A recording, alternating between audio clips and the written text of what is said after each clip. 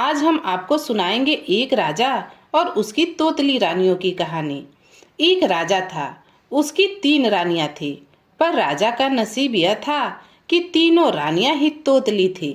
राजा ने चौथी रानी से ब्याह करने की बात सोची। अच्छा राज परिवार देखकर राजा ने सगाई कर ली। कन्या की तारीफ करते हुए किसी ने राजा से कहा कि कन्या बहुत रूपवती है और बहुत अच्छे स्वभाव की है। ऐसा सुनकर के राजा के मन में विवाह की खुशी के लड्डू फूटने लगे। राजा विवाह करने के लिए निकल पड़ा, लेकिन कन्या तो तोतली थी और कन्या के माँ बाप बड़े चतुर थे। उन्होंने अपने लड़की को पहले ही सिखा रखा था कि राजा कुछ भी क्यों ना कहे, उसे एक शब्द भी मत बोलना। राजा मन ही मन खुश हो रहे थे कि रानी मीठी मीठी बातें करके उनका मनोरंजन करेगी, पर नई रानी तो गूंगी बनकर खड़ी रही। जब राजा उसे देखने गए और राजा ने उससे बातें की तो वो कुछ न बोली। राजा ने बहुत चाहा कि रानी बोले, पर रानी तो बोलने वाली थी नहीं। उसने तो जैसे अपने ओठों को सी लिया था। राजा मन ही मन बोला, यह तो कुएं में से निकलकर खाई में गिरने जैसा हुआ। बिल्लियों को छोड़कर बोलती लेने गए थे, पर यह तो गूंगी पुतली पल्ले पड़ गई।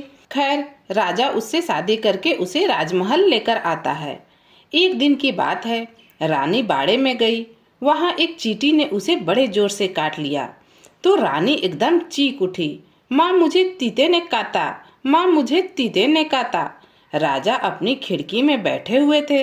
उन्होंने यह सुना तो वे समझ गए कि चौथी रानी भी तोतली है, क्योंकि राजा जितना भी उससे बात करते वो राजा के सामने एक शब्द भी नहीं बोलती।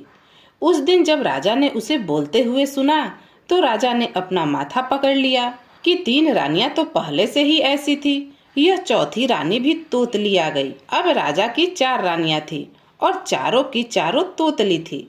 अब अपनी ओर से राजा ने किसी को कुछ न बताया, क्योंकि अगर किसी से कहेगा कि रानियां तोतली हैं तो लोग आगे न सही पीछे तो राजा का मजाक बनाएंगे ही।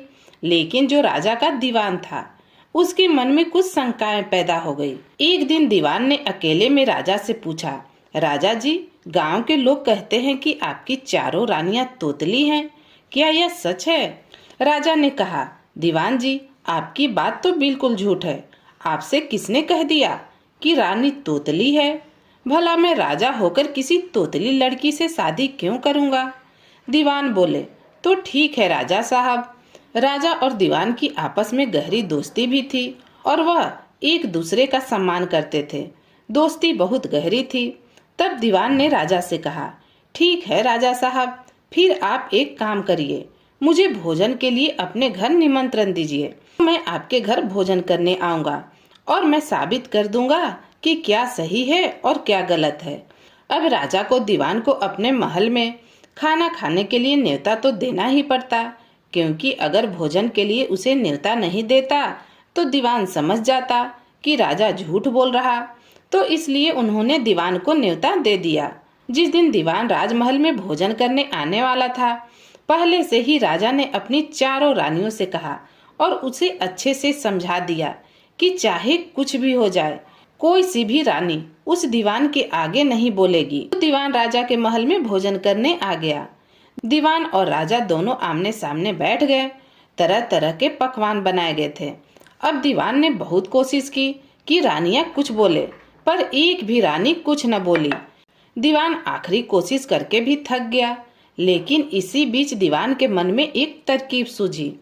उसने रानियों के बुलवाने के लिए अपने मन ही मन कुछ विचार किया और तभी वह कहने लगा, बढ़िया, यह बड़ी तो बड़ी बढ़िया बनी है।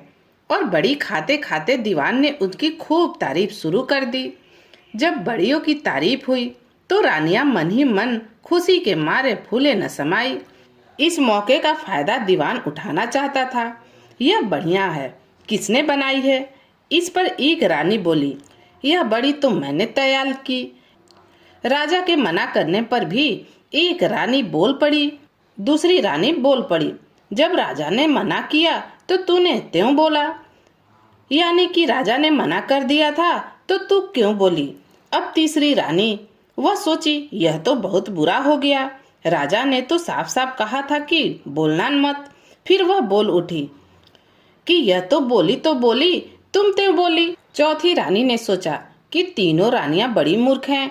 राजा ने लाख मना किया था, कितना समझाया था कि चाहे कुछ भी हो जाए दीवान के सामने बोलना नहीं है, लेकिन यह सब तो भूल गई और दीवान जी को सब पता चल गया। अब उसके मन में थोड़ा अभिमान आ गया कि दीवान जी उसके भेद के बारे में पता नहीं कर सके। यह सोचकर वह मन ही मन खुश हो रही थी। तभी चौथी रानी भी बोल पड़ी कि राजा साहब, दीवान जी को पता चल गया कि तीनों रानियां तोतली हैं, लेकिन मैं तो चुप हूँ, मैं तो तुत नहीं बोली, इसलिए दीवान जी मेरे बारे में कभी नहीं जान सकेंगे। यह सुनकर राजा और दीवान दोनों खिलखिलाकर हंस पड़े।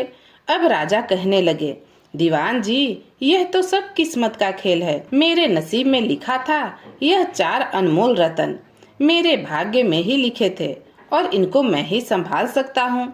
अब दीवान जो था वो खिलखिलाकर हंस पड़ा और समझ गया कि राजा की 4 रानियां चारों की चारों तोतली हैं। उसने राजा से कहा, राजा साहब, बोलने से क्या है, गुण अच्छे होने चाहिए।